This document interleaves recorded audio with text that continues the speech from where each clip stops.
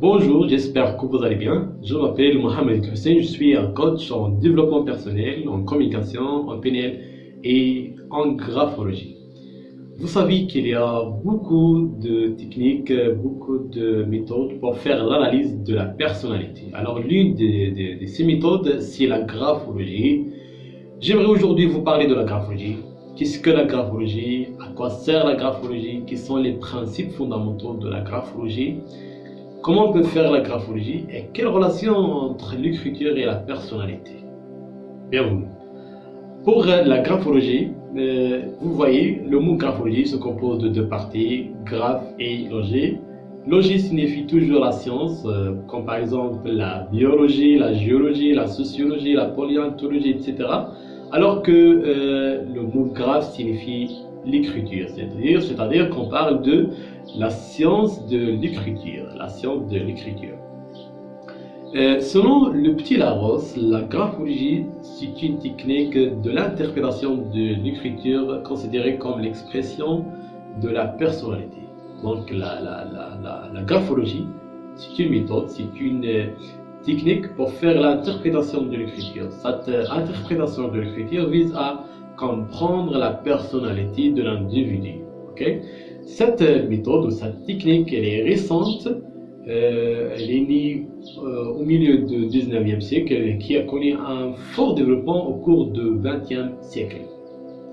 Pour les premiers écrits connus dans ce domaine de la graphologie, les premiers écrits connus dans ce domaine de la graphologie sont un peu plus anciens. Elles remontent à 1622 avec un livre publié par un philosophe italien, médecin et professeur chez Camillo Baldo, intitulé Traité sur les moyens de déterminer la nature et les qualités d'une personne d'après ses lettres missives.